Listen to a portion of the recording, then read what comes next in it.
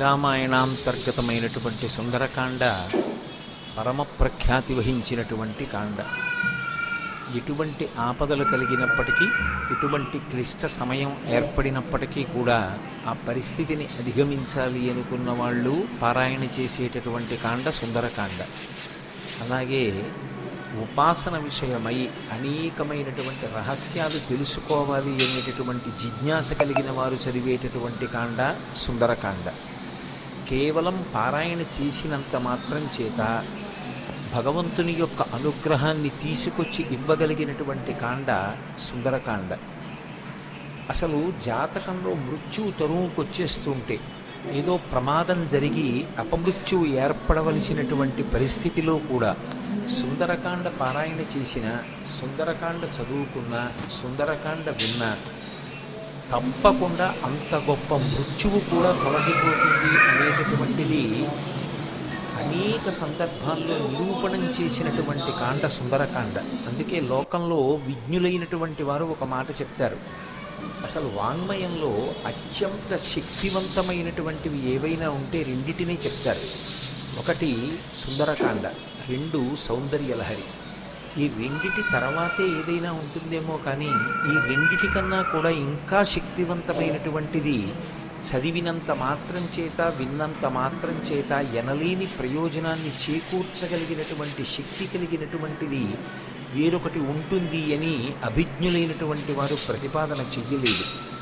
అంత శక్తివంతమైనటువంటి వాంగ్మయంతో, అటువంటి శ్లోకాలతో, మంత్రపూరితమైనటువంటి బీజాక్షరములతో కూడుకున్నటువంటి కాండ సుందరకాండ. పరమసుందరులైనటువంటి సీతారాముల్ని గుండెల్లో పెట్టుకుని తన సౌందర్యాన్ని అభివ్యక్తం చేసినటువంటి మహాసుందరుడిగా, హనుమ ఒక యోగి పొంగవుడిగా, ఆత్మదర్శనం చేసినటువంటి మహాపురుషుడిగా, ఒక వ్యక్తి జీవన ప్రస్థానంలో సంసారాన్ని ధరించి చిట్ట చివర పరబ్రహ్మ దర్శనానికి ఉపాసనలో అంతర్ముఖ ప్రయాణం ఎలా చేయాలనేటటువంటి మార్గానికి సోపానాలు పరిచిన కాండ కాబట్టి సుందరకాండ అని పేరు పెట్టారు. రామకథ చెప్పినా, సుందరకాండ చెప్పినా, సీతమ్మ గురించి చెప్పినా, ప్రత్యేకించి సుందరకాండ జరుగుతున్నప్పుడు హనుమ వచ్చి తీరుతారు. ఎందుకు వస్తారంటే, రామాయణంలో ఉత్తరకాండలో ఒక విషయం ఉంది. రామచంద్రమూర్తి అవతార పరిసమాప్తి చేస్తూ హనుమని అడిగారు, హనుమ నువ్వు కూడా నాతో వచ్చేస్తావా అని అడిగారు. అక్కర్లేదు, మీ నామము మీ కథ ఎంతకాలం ఉంటుందో అంతకాలము నేను ఈ భూమి మీద ఉంటానన్నారు. అంత శక్తివంతమైనటువంటి సుందరకాండ యొక్క ప్రారంభం ఎక్కడ అంటే, నిజానికి మొదటి శ్లోకం తతో రావణనీతాయా అయినా దానికన్నా నేపథ్యం కిష్కింధకాండ చివరిలో పడింది. ఎందుచేత అంటే కిష్కింధకాండ చివరికి వచ్చేటప్పటికి అందరూ శోక సముద్రంలో ఉన్నారు. ఎదురుగుండా సముద్రం, అందరి గుండెల్లో శోక సముద్రం. ఎందుచేత ఎప్పుడో తప్పిపోయింది సీతమ్మ, జాడ తెలియదు. రాముడు ఏడుస్తున్నాడు, అన్న ఏడుస్తున్నాడు, లక్ష్మణుడు ఏడుస్తున్నాడు, భరతుడు అన్న కోసం ఏడుస్తున్నాడు, కౌసల్య సుమిత్ర కైకేయి బిడ్డల కోసం, రాముడి కోసం, కోడల కోసం, నందిగ్రామం వెళ్ళిపోయిన భరతుడి కోసం ఏడుస్తున్నారు. అసలు కోసల దేశ వాసులు ఎప్పుడు రాముడు వస్తాడని ఏడుస్తున్నారు. అవతల వానరులు సీతమ్మ జాడ తెలియలేదు. మాట ఇచ్చినటువంటి సుగ్రీవుడు సీతమ్మ జాడ కనిపెడతానన్నవాడు ఎలా కనిపెడతాడు? మాట దక్కించుకోగలడా? వానరులు ఏడుస్తున్నారు. సుగ్రీవుడు నా మాట నిలబడుతుందా? సీతమ్మ యొక్క జాడ కనిపెట్టి తేగలిగిన వాడు ఉన్నాడా? హనుమ కార్యం సాధించగలరన్న నమ్మకం ఉంది, కానీ అది జరిగే వరకు ఉద్విగ్నతతో ఉన్నాడు. అందరి హృదయాలు కూడా అత్యంత ఉద్విగ్నతతో కూడుకున్నటువంటి సందర్భంలో ఉన్నాయి. దక్షిణ దిక్కుకు వెళ్ళినటువంటి అంగదుడి నాయకత్వంలో వెళ్ళినటువంటి వానర సమూహంలో హనుమ సభ్యులు. కానీ ఆ వెళ్ళినటువంటి బృందం ఒక పెద్ద బిలంలో చిక్కుపడిపోయింది. ఆ చిక్కుపడిపోయినటువంటి కారణం చేత సుగ్రీవుడిచ్చినటువంటి కాలం దాటిపోయింది. సుగ్రీవుడిచ్చినటువంటి కాలం దాటిపోయింది కాబట్టి వెనక్కి వెడితే సుగ్రీవుడు చంపేస్తాడు. సుగ్రీవాజ్ఞ ఖచ్చితంగా తిరిగి రాకపోతే శిరచ్ఛేదం చేస్తానన్నాడు. వెనక్కి వెడితే సుగ్రీవుడు చంపేస్తాడు. అందుకని వాళ్ళకి బ్రతకాలనుంది, కానీ బ్రతకడానికి మార్గం లేదు. ఇది సుందరకాండ ప్రారంభం. కష్టమన్న మాటకి చిట్ట చివరి స్థితి ఏది అంటే, బ్రతకాలని ఉన్నా ఇక బ్రతకడానికి మార్గం లేదు. అంత పెద్ద కష్టంలో ఉన్నారు. వెనక్కి వెడితే సుగ్రీవుడు చంపుతాడు, ముందుకు వెళ్ళడానికి మార్గం తెలియదు, సీతమ్మ ఎక్కడుందో జాడ తెలియదు. అందుకని ప్రాయోపవేశం చేశారు. మేమందరం చచ్చిపోతామని పడుకున్నారు. మేమేమి ముట్టుకోం, మా అంతటా మా శరీరాలు పడిపోతాయి, లేదా క్రూర మృగాలో పక్షులో ఏవో వచ్చి మమ్మల్ని చంపేస్తాయి, తినేస్తాయి అని పడుకున్నారు. నిజంగా వాళ్ళు చచ్చిపోదామని అనుకోవట్లేదు, బ్రతకాలనుంది, కానీ చచ్చిపోవడం వినా మార్గం లేదు. అది అక్కడున్న స్థితి. అంత శోక సముద్రంలో ఉన్నారు. అటువంటి స్థితిలో అకస్మాత్తుగా ఒక పక్షి అరిచింది. వాళ్ళు తెలిసో తెలియకో రామకథ చెప్పుకున్నారు పడుకుని. ఇదెక్కడి ప్రారంధం వచ్చిందిరా మనకి? ఎక్కడో కోసల దేశానికి అయోధ్య రాజధాని. అయోధ్యని పరిపాలించిన వాడు దశరథుడా. దశరథుడికి 3 భార్యలా. 60,000 సంవత్సరముల వయస్సు వచ్చే వరకు బిడ్డలు లేరా? బిడ్డలు పుట్టకపోవడానికి ఎదురొచ్చినటువంటి పాపాన్ని పోగొట్టుకోవడానికి అశ్వమేధయాగం చేసి మంచి కుమారుల్ని పొందడానికి పుత్రకామేష్టి చేశాడా? చేసిన యజ్ఞ ఫలితంగా రామలక్ష్మణ భరత శత్రుఘ్నులనేటటువంటి 4 ఉత్తమురైన కుమారుల్ని పొందాడా? పెద్దవాడు సుగుణాభిరాముడా. సీతమ్మ తల్లితో కలిసి తండ్రి మాట నిజం చేయడానికి అరణ్యవాసానికి వెళ్ళాడా? సీతమ్మ తల్లిని రాక్షసుడు అపహరించాడా? ఆ రామచంద్రమూర్తికి మన ప్రభువైన సుగ్రీవుడితో స్నేహం కుదిరిందా? వాలిని సంహరించి సుగ్రీవుడికి పట్టాభిషేకం చేశాడా? నీకెందుకు సీతమ్మ జాడ కనిపెడతానని మన ప్రభువైన సుగ్రీవుడు మాటిచ్చాడా? ఇచ్చిన మాట నిలబెట్టుకోవడానికి అన్ని దిక్కులకి వానరుల్ని పంపి మన ప్రారంధం కొద్దీ దక్షిణ దిక్కుకి మనని పంపాడా? మనం ఈ బిలంలో చిక్కుబడిపోయామా? సమయం దాటిపోయిందా? బ్రతకడానికి మార్గం లేక ప్రయోపవేశం చేసి చచ్చిపోవడానికి సిద్ధపడుతున్నామా? మన కుటుంబాలు ఏమైపోతాయో, మన జాడ తెలియక ఎలా ఏడుస్తారో అని తెలిసో తెలియకో రామకథ చెప్పుకుంటున్నారు. అకస్మాత్తుగా ఓ పెద్ద పక్షి అరిచింది. ఎవడురా నా తమ్ముడైన జటాయువు పేరెత్తినవాడు అంది. వాళ్ళు కథాపరంగా జటాయువు పేరు చెప్పారు. వాళ్ళు చచ్చిపోదామని ఉంది, పక్షి వచ్చింది చంపేస్తుందేమో అన్నారు. అప్పుడు వెళ్ళి అడిగారు, ఎవరు నువ్వు అన్నారు. నేను జటాయువు యొక్క సోదరుడు సంపాతిని. నా రెక్కలు కాలిపోయాయి, నాకు రెక్కలు లేవు, నన్ను తీసుకెళ్ళండి సముద్రం దగ్గరికి, నా తమ్ముడు మరణించాడన్న వార్త తెలిసింది కాబట్టి నేను జలతర్పణ చేస్తానంది. జలతర్పణ చేసి మీరు ఎందుకు బాధపడుతున్నారని అడిగింది. సీతమ్మ జాడ తెలియదు అన్నారు. నేను సంపాతిని, నాకు విశేషమైనటువంటి దృష్టి శక్తి, నేను ఇక్కడ కూర్చుని చూస్తున్నాను, అదిగో లంకాపట్టణంలో సీతమ్మ ఉంది, నా మాట నమ్మండి, మీరు బయలుదేరండి, లంకలో అన్వేషించండి, మీకు సీతమ్మ కనపడుతుంది అంది. ఆ మాట సంపాతి చెప్పగానే కాలిపోయిన రెక్కలు మళ్ళీ వచ్చాయి కిష్కింధకాండ చివర్లో. అంటే రామకార్యం మీద వెడుతున్నటువంటి వాళ్ళకి మాట సాయం చేసినంత మాత్రం చేత కాలిపోయిన రెక్కలు మళ్ళీ పుట్టాయి. తెగిపోయిన రెక్క పెరగచ్చు, ఊడిపోయిన రెక్క మళ్ళీ అంటించచ్చు, ఏదో శస్త్రచికిత్స చేసి. అవి కాలిపోయాయి కాబట్టి ఇక మొలవో పక్షికి. కానీ అది చేసిన పని ఏమిటంటే రామకార్యం మీద వెడుతున్న వాళ్ళకి గుక్కెడు మంచినీళ్లు కాదు ఇచ్చింది, ఒక్క మాట సాయం చేసింది. మాట సాయం చేసినంత మాత్రం చేత కాలిపోయిన రెక్కలు వచ్చాయి. అంటే రామ కార్యం మీద వెడుతున్న వాళ్ళకి చేసేటటువంటి ఉపకారమునకు ఉండేటటువంటి బలం, రామ కథ తెలిసో తెలియకో చెప్పుకున్నంత మాత్రం చేత కలిగేటటువంటి ఫలం ఆవిష్కరించారు కిష్కింధకాండ చివరిలో. కాబట్టి ఇప్పుడు సంపాతి వాక్కులు విని వాళ్ళందరూ దక్షిణ సముద్రానికి ఉత్తర తీరంలో కూర్చున్నారు. 100 యోజనముల లవణ సముద్రాన్ని దాటి వెళ్ళాలి. ఎవరు 100 యోజనముల సముద్రాన్ని దాటి వెడతారు? అందరూ ఎవరి బలాన్ని వాళ్ళు చెప్తున్నారు. అందులో పెద్ద పెద్ద వానరులు ఉన్నారు. వాళ్ళందరూ ఏదో 30 అన్నారు, 40 అన్నారు, 50 అన్నారు, 60 అన్నారు, 70 అన్నారు. అంగదుడు అన్నాడు, నేను 100 యోజనములు దాటి లంకాపట్టణానికి వెడతాను, కానీ తిరిగి రాగలనో రాలేనో చెప్పలేనన్నాడు. అందరూ అంతమంది పరివారం ఉండగా, పరివారం ఇక్కడ కూర్చుంటే ప్రభువు వెళ్ళి కార్యం చేస్తుంటే ఇంకెందుకు ఈ పరివారం? అలా నువ్వు వెళ్ళకూడదన్నాడు పెద్దవాడు జాంబవంతుడు. మరి ఎవరు వెడతారు? ఒక్క స్వామి హనుమ మాత్రం సముద్ర తీరంలో మిగిలిన వానరులకందరికీ దూరంగా కూర్చుని రామనామ జపం చేస్తున్నారు. ఎందుకని? ఆయనకి చిన్నతనంలో శాపం ఉంది.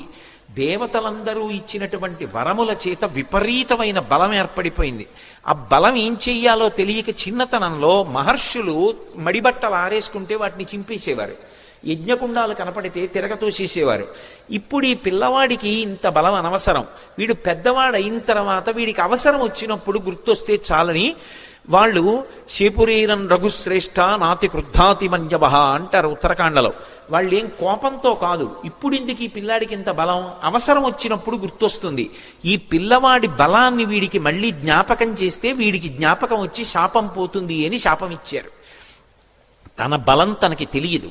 అందుకే వాలి తరువుకొస్తున్నప్పుడు కూడా కిష్కింధకాండలో సుగ్రీవుడు పారిపోతుంటే హనుమ కూడా వెళ్ళిపోయారు తప్ప వాలికి ఎదురు తిరగలేదు. తన బలం తనకి తెలియదు. ఇప్పుడు జాంబవంతుడు హనుమ దగ్గరికి వెళ్ళారు. వెళ్ళి, నాయనా హనుమ, వానరజాతి యొక్క పరువు ప్రతిష్టలన్నీ నీ చేతుల మీద ఉన్నాయి. ఇంతటి బలసంపన్నుడవి. ఈ లోకంలో ముగ్గురున్నారు గమనవేగం ఉన్నవారు. అంత వేగంగా వెళ్ళగలిగినటువంటి ప్రాణి నాల్గవది లేదు. మొట్టమొదటి వాడు వాయుదేవుడు నీ తండ్రి, రెండవ వాడు గరుత్మంతుడు, మూడవ వాడు నువ్వు. ఇంతటి వేగం కలిగిన వాడివి, ఇంత బలం కలిగిన వాడివి, ఇంత బుద్ధిబలం ఉన్నటువంటి వాడివి, నువ్వు వానరజాతి పరువు ప్రతిష్టలు రామకార్యం ఆలోచించకుండా చేతకాని వాడిలా ఇలా కూర్చుంటావా? నీ తల్లి పుంజకస్థల, ఆమె అప్సరస.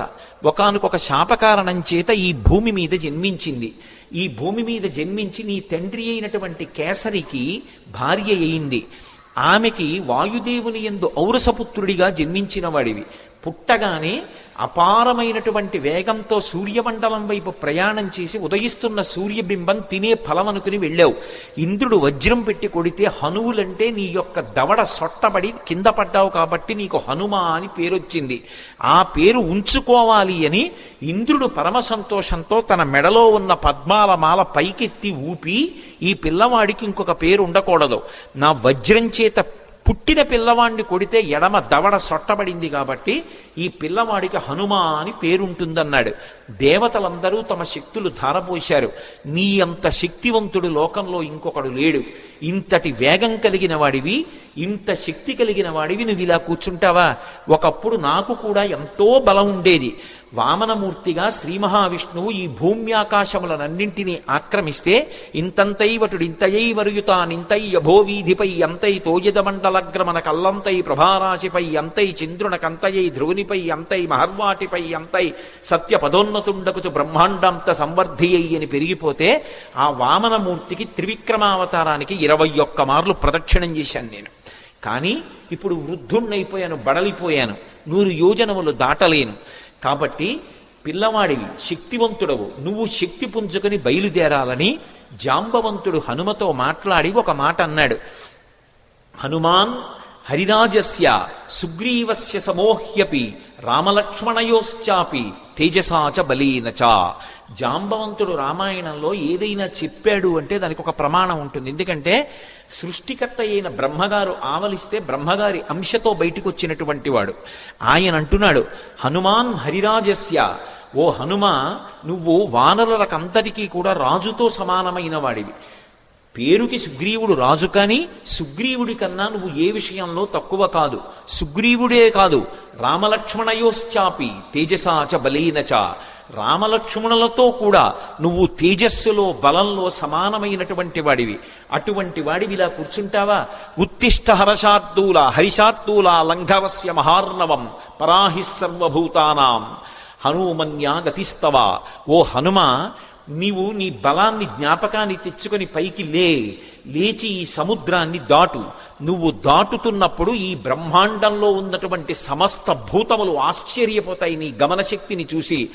ఆశ్చర్యపోయి భూతకోటి అంతా లేచి నిలబడి నమస్కరిస్తుంది. అంత వేగంతో వెళ్ళగలిగిన వాడివి. అటువంటి వాడివి ఇలా కూర్చోకూడదు. వానర జాతి పరువంతా నీ చేతిలో ఉంది. నువ్వు ఇవాళ వెళ్ళి సీతమ్మ దర్శనం చేసి వచ్చి ఆమె జాడ తీసుకొస్తే మనం వెళ్ళి మళ్ళీ సుగ్రీవుడికి చెప్తే, సుగ్రీవుడు రాముడికి చెప్తే, రాముడి వలన ఉపకారం పొందినటువంటి సుగ్రీవుడు ప్రత్యుపకారం చేశాడనేటటువంటి మాట నిజమవుతుంది. లేకపోతే మన ప్రభువు పరువు పోతుంది. ప్రభువు చేత పరిపాలింపబడిన వానర జాతి పరువు పోతుంది. ఇంతమంది పరువు నీ చేతిలో ఉంది. ఇంతమంది శోకాన్ని పోగొట్టగలిగిన వాడివి నువ్వే. నాయనా లే అని ఒక్కసారి ప్రచోదనం చేస్తే శాప విమోచనం అయిపోయింది. తెలియక ఒక మాట అంటుంటారు, హనుమకి తన బలం గుర్తు చెయ్యాలని. మనం ఇప్పుడు జ్ఞాపకం చెయ్యక్కర్లేదు. ఎప్పుడో కిష్కింధకాండ చివరిలో సుగ్రీవుడు చేసినటువంటి స్తోత్రం చేత హనుమ యొక్క ఆ శాపమంతా విమోచనం అయిపోయింది. వెంటనే ఆయన తన బలాన్ని తాను జ్ఞాపకానికి తెచ్చుకొని మహేంద్రగిరి మీదకి ఎక్కుతూ అక్కడ నిలబడి ఒక మాట చెప్పారు. నా బలం నాకు జ్ఞాపకానికి వచ్చింది. నాతో సమానంగా వెళ్ళగలిగినటువంటి వాళ్ళు ఇద్దరే. ఒకటి నా తండ్రి వాయుదేవుడు, రెండు గరుత్మంతుడు. నేను ఎంత వేగంగా వెడతానంటే సూర్యుడు ఉదయాద్రి మీద ఉదయించి ప్రయాణం ప్రారంభం చేసినప్పుడు సూర్యుడితో పాటుగా ప్రయాణం ప్రారంభం చేసి సూర్యుడు మధ్యాహ్నానికి ఆకాశం మధ్యలోకి వచ్చేటప్పటికి నేను పశ్చిమాద్రికి వెళ్ళి పశ్చిమాద్రిని ముట్టుకుని మళ్ళీ తిరిగి వచ్చి మధ్యాహ్నం సూర్యబింబాన్ని కలవగలను. అంత వేగంతో వెళ్ళగలను. సముద్రం మీద నేను వెడుతున్నప్పుడు నా వేగాన్ని తట్టుకోలేక నా తొడల యొక్క వేగానికి సముద్రాన్నంతటినీ చాప చుట్టినట్టు చుట్టి నీటిని పైకెత్తి తీసుకుపోగలను. ఆకాశంలో ఉండేటటువంటి మేఘములనన్నిటినీ కూడా నా భుజముల చేత కట్టకట్టి ఈడ్చేయగలను. ఈవలి ఒడ్డున నిలబడి ఆవలి ఒడ్డుని నా చేతితో స్పృశించగలను. పర్వతములను పైకెత్తి ఆడి వాటిని చూర్ణములను చెయ్యగలను. ఈ భూమినంతటినీ చుట్టతాను. సముద్రాలన్నింటినీ కూడా కలచివేసి అవి తమ చెలియల కట్టలు దాటి ప్రవహించేలా చెయ్యగలను. అంతటి శక్తివంతుడనన్న విషయం నాకు అర్థమైంది.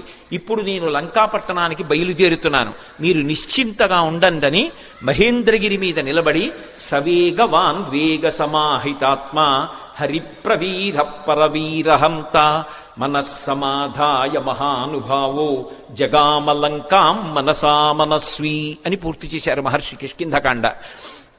ఆ హనుమ ఇంకా లంకాపట్టణానికి తన శరీరంతో వెళ్ళాలి. కానీ ఆయన అత్యంత ఉత్సాహంతో తన మనసుతో ఏనాడో చేరిపోయారు లంకాపట్టణానికి. శోకం అన్నది ఎక్కడుంటుందంటే మనసులో ఉంటుంది. ఆ శోకం పోవడానికి మార్గం ప్రయత్నం ఎక్కడుంటాయంటే మనసులోనే ఉంటాయి. ఆ మనసు పరిపుష్టం కావాలంటే, మళ్ళీ అటువంటి తేజస్సుని పుంజుకోవాలంటే, ఎంత కష్టాన్నైనా దాటగలగాలంటే హనుమ యొక్క అనుగ్రహంతో, సీతారాముల అనుగ్రహంతో మనసు ప్రచోదనం పొందాలంటే సుందరకాండ చదవండి అని చెప్తారు. ఇంతమంది వానరులు ఉత్తర తీరంలో నిలబడిపోతే ఒక్క హనుమ మాత్రం ఎంత ఉత్సాహంగా వెడుతున్నారంటే శత్రుపురానికి మనసుతో ఆయన చేరిపోయారు. ఇక శరీరంతో వెళ్ళాలంతే. అంత అద్భుతమైనటువంటి రీతిలో ప్రయాణం చేయడానికి ఆ మహేంద్రగిరి మీద నిలబడినటువంటి స్వామి హనుమ యొక్క స్థితిని ఆవిష్కరిస్తూ సుందరకాండ ప్రారంభం అవుతుంది. ప్రారంభం చేస్తూ మొదటి శ్లోకంలో మహర్షి అంటారు, తతో రావణనీతాయా సీతాయా శత్రుకర్షణ ఈయేష పథమన్వేష్టం చారణాచరితే పథి. చారణలు ప్రయాణం చేసేటటువంటి మార్గం ఏదుందో ఆ మార్గంలో ప్రయాణం చేసి రావణుడి చేత అపహరింపబడినటువంటి సీతమ్మ జాడ కనిపెట్టడానికి స్వామి హనుమ శత్రుకర్షణుడై సంకల్పమును చేసి ఉన్నారు. ఎవ్వరూ చెయ్యలేనటువంటి సంకల్పం. అవతల దుర్నిరీక్షుడైనటువంటి రాక్షసుడు, అపారమైనటువంటి తపస్సు చేసినవాడు, కాంచనలంకకి అధిపతి, 100 యోజనముల సముద్రాన్ని దాటి వెళ్ళాలి. ఆవలి ఒడ్డున దిగిన దగ్గర నుంచి విచ్చుకత్తులు పట్టుకుని రాక్షసులు నిలబడతారు. ఎవడి తేజస్సు చూసినంత మాత్రం చేత యమధర్మరాజు గారు కూడా కాకిలో దూరి పారిపోయాడో అంతటి మహాతేజస్ సంపన్నుడు. తన జీవితం మొత్తం మీద రామచంద్రమూర్తి చేతిలో చనిపోకముందు అతను ఓడిపోయింది ఇద్దరి చేతిలోనే. ఒకటి వాలి చేతిలో ఓడిపోయాడు, 2 కార్తవీర్యార్జునుడి చేతిలో ఓడిపోయాడు. దిక్పాలకుర్ని కూడా ఓడించాడు, దేవతల్ని ఓడించాడు, ఇంద్రుణ్ణి ఓడించాడు. అంతటి శక్తివంతుడు, దుర్నిరీక్షుడు, అసలు చూడ్డం కూడా సాధ్యం కాదు. అంతటి తేజస్సుతో వెలిగిపోతుంటాడు. కొన్ని కోట్ల మంది రాక్షసులు నిరంతరం పరివేష్టించి ఉండి లంకాపట్టణాన్ని కాపలా కాస్తూ ఉంటారు. అటువంటి లంకాపట్టణంలో అతను ప్రాణ సమానంగా భావించి దాచినటువంటి సీతమ్మ యొక్క జాడ కనిపెట్టాలనేటటువంటి సంకల్పం చేసుకుని బయలుదేరుతున్నారంటే అటువంటి సంకల్పం చెయ్యగలిగినటువంటి వాడు వేరొకడెక్కడుంటాడు. అందుకని ఈయేష, ఎంత గొప్ప సంకల్పం చేశారు. అందుకని ఈయేష పథమన్వేష్టం చారణాచరితే పథి. చారణాచరితే పథి అంటే చారణులు అంటే దేవగాయకులు. రామాయణంలోనే అనేక చోట్ల వాళ్ళ ప్రస్తావన వస్తుంది. శంకర భగవత్పాదులు చేసినటువంటి నవరత్నమాలికా స్తోత్రంలో కూడా చారణుల గురించినటువంటి ప్రస్తావన ఉంటుంది. చారణులు ఎప్పుడు శుభవార్తలు చెప్తూ ఉంటారు. సుందరకాండ ప్రారంభమే శుభవార్తలు దేవతలకి చెప్పేటటువంటి చారణుల యొక్క ఒక్కసారి వాళ్ళ స్మరణతో ప్రారంభమవుతుంది. అంటే సుందరకాండ ఎవరు చదువుతున్నారో ఎవరు వింటున్నారో వాళ్ళు శుభవార్త వింటారు అన్నది అన్యాపదేశంగా వాల్మీకి మహర్షి జాతికి ఇస్తున్నటువంటి అభయం. ఆ చారణులు దేవగాయకులు. వాళ్ళు భూమికి దగ్గరగా తిరుగుతూ ఉంటారు. వారు భూమి మీద దిగరు, ఆకాశ మార్గంలో వెడుతూ ఉంటారు. అంటే స్వామి హనుమ సముద్రం మీద కాకుండా, సముద్రానికి తగలకుండా ఆకాశ మార్గంలో వెళ్ళడానికి నిర్ణయించుకున్నారు అన్నది భావన. ఎందుచేత అంతటి శక్తివంతుడు, అంతటి గమనవేగం కలిగిన వాడు, గరుత్మంతునితో సమానమైన వాడు కాబట్టి ఆయన వెళ్ళగలరు ఆకాశంలో. కాబట్టి తతో రావణనీతాయా సీతాయా శత్రుకర్షణ ఈయేష పథమన్వేష్టం చారణా చరితే పథి. అదే శ్లోకం సంసారమనేటటువంటి సముద్రాన్ని తరించడానికి ఎటువంటి ఉపాయములను అనుష్ఠిస్తారో అటువంటి ఉపాయములు హనుమ ద్వారా ఆవిష్కరింపబడిన కాండ కాబట్టి అదే శ్లోకాన్ని వేరొక రకంగా అన్వయం అయినప్పుడు హనుమ వలన మాత్రమే మళ్ళీ అందులో ఇంకొక విషయం ఆవిష్కరింపబడుతుంది. ఆయన చారణా చరితే పది, చారణులు వెళ్ళినటువంటి మార్గంలో వెడుతున్నారు. చరణము అన్న మాట దేనికి అన్వయం అవుతుందంటే ప్రధానంగా వేదంలో ఉండేటటువంటి మంత్రభాగాలు ఉంటాయి. వేదంలో ఉండేటటువంటి మంత్రభాగాలకి సంబంధించినటువంటి విభాగాల్ని చరణములు అని పిలుస్తారు. చారణ చరితేపథి అంటే వేదము చేత చెప్పబడినటువంటి సంప్రదాయబద్ధమైనటువంటి మార్గంలో ప్రయాణం చేసి బ్రహ్మ విద్యాస్వరూపిణి అయినటువంటి సీతమ్మ జాడ తెలుసుకోవడానికి ఒక గొప్ప ఉపాసకుడు ఉపాసన ప్రారంభం చేశాడు. అంతర్ముఖత్వాన్ని, లంక అనబడేటటువంటి ఈ శరీరం లోపలికి వెళ్ళి ఇక్కడే ఉన్నటువంటి సీతమ్మ యొక్క దర్శనానికి వెడుతున్నాడు. అలా వెడుతున్నవాడు మహాసాధకుడు, మహాపురుషుడు. ఆయన తప్ప మిగిలిన వాళ్ళు ఈ కంటితో ఎదురుగుండా ఉన్న వాటిని చూసి ఆనందపడుతుంటే, భోగం అనుభవిస్తుంటే, ఆయన ఈ కన్నులు మూసి వేదము చేత చెప్పబడినటువంటి మంత్రములను ప్రమాణంగా తీసుకుని చారణా చరితేపథి, ఆ వేదము చెప్పిన సంప్రదాయ పద్ధతిలో అంతర్ముఖత్వంతో లోపల ఉన్నటువంటి బ్రహ్మ విద్యాస్వరూపిణి అయినటువంటి జగన్మాత దర్శనానికి బయలుదేరుతున్నారు.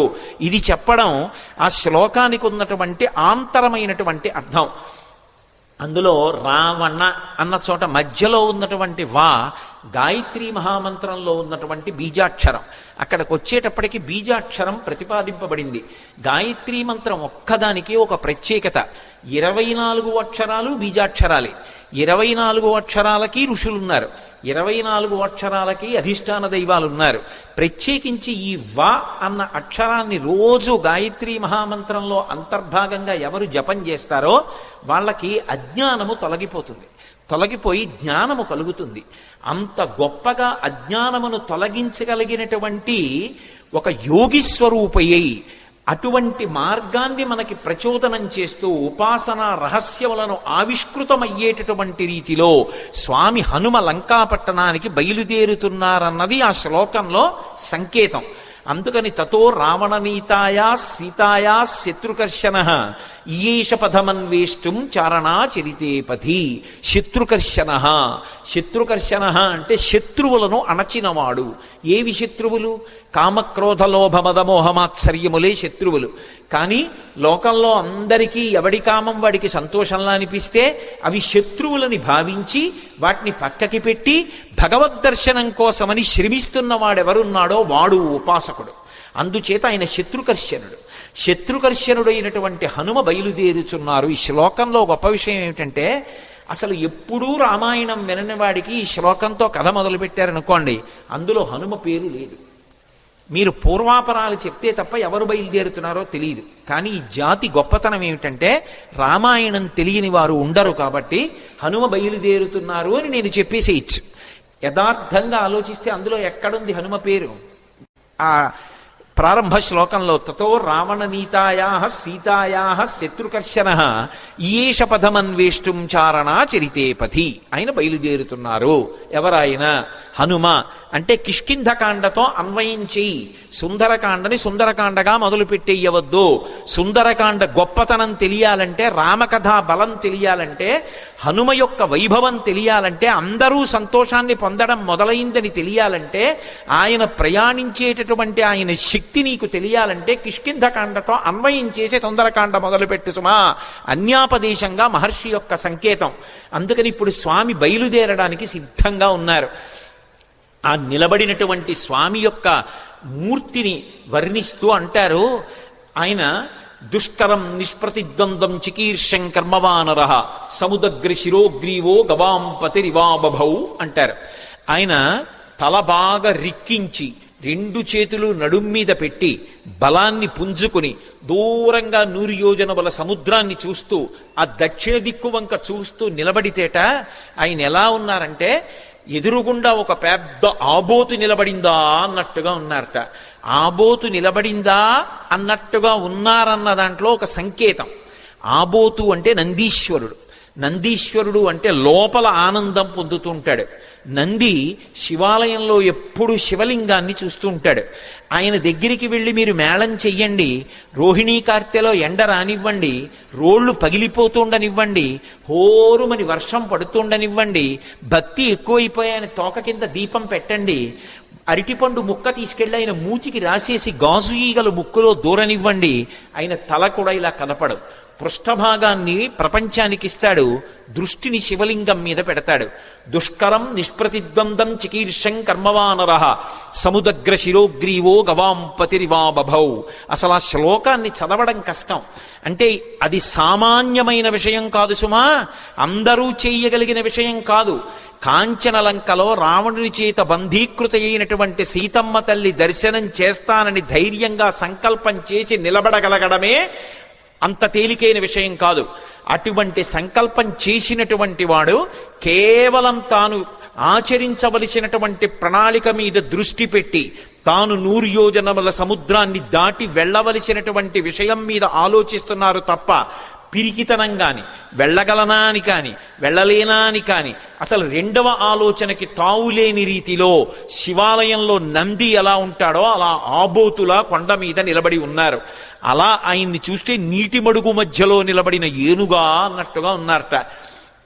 దుష్కరం నిష్ప్రతిద్వంద్వం చికీర్షం కర్మవానర సముదగ్ర శిరోగ్రీవో గవాం పతిరివా బభౌ. అథ వైడూర్యవర్ణేషు షద్వలేషు మహాబల ధీర సలిలకల్పేషు విచచార యథాసుఖం అంటారు మహర్షి. అథ వైఢూర్యవర్ణేషు షద్వలేషు మహాబల. ఆకుపచ్చని రంగులో ఉన్నటువంటి మెత్తటి పచ్చిక బయళ్ళున్నాయి అక్కడ. ఆ పచ్చిక బయళ్ల మీద స్వేచ్ఛగా ధీర పరమధైర్యంతో కూడుకున్నటువంటి వారై యథేచ్ఛగా దాని మీద కాసేపు అటు ఇటు నడిచారట. ఆయన నడుస్తున్నప్పుడు ఆయన గుండెలకి ఉరిపిడి పడి అనేకమైనటువంటి చెట్లు కూలిపోయాయి. ఆయన యొక్క పదఘట్టనల చేత వచ్చినటువంటి శబ్దాలకి భయపడి క్రూర మృగాలన్నీ కూడా భయంతో పెద్ద రవం చేస్తున్నాయి. ఆయన మాత్రం ధీరుడై పచ్చిగడ్డిలో అటు ఇటు తిరిగారు.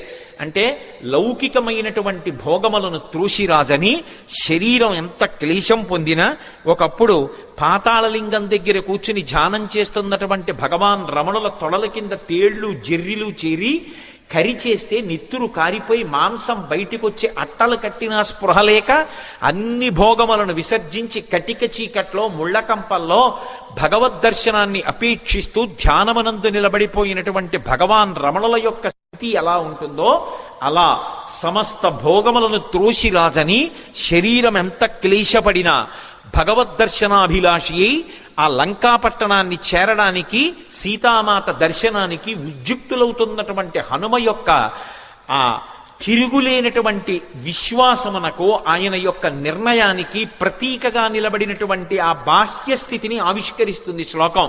అందుకని అథ వైడూర్యవర్ణేషు శాద్వలేషు మహాబల ధీర సలిలకల్పేషు విచచార యథాసుఖం.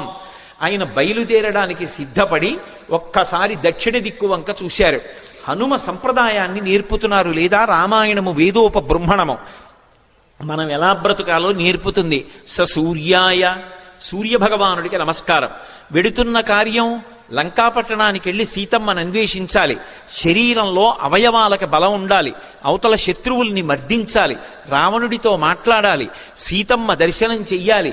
దీనికి ఇంద్రియములన్నిటికీ కూడా పటుత్వం ఉండాలి. సమస్త ఇంద్రియములకు పటుత్వమునివ్వగలిగినటువంటి మహేంద్రుడికి నమస్కారం.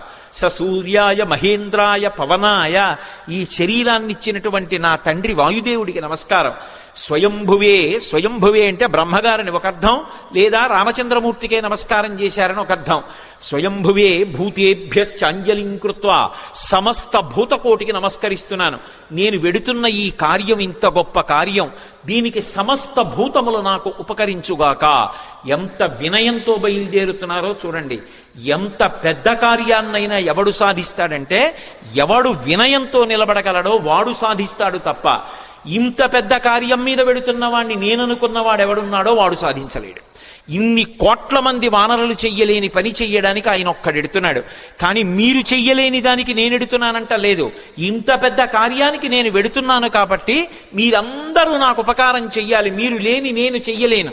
భూతేభ్యశ్చంజలిం కృత్వా చకార గమనేమతిం. కానీ వెడుతున్నది దక్షిణ దిక్కుకు వెడుతున్నారు. ఏదైనా శుభకార్యం ప్రారంభం చేస్తూ దక్షిణ దిక్కుకి తిరిగి నమస్కారం చెయ్యకూడదు. ఒక్క సంధ్యావందనంలో మాత్రం దిగ్దేవతా నమస్కారం చేస్తాం.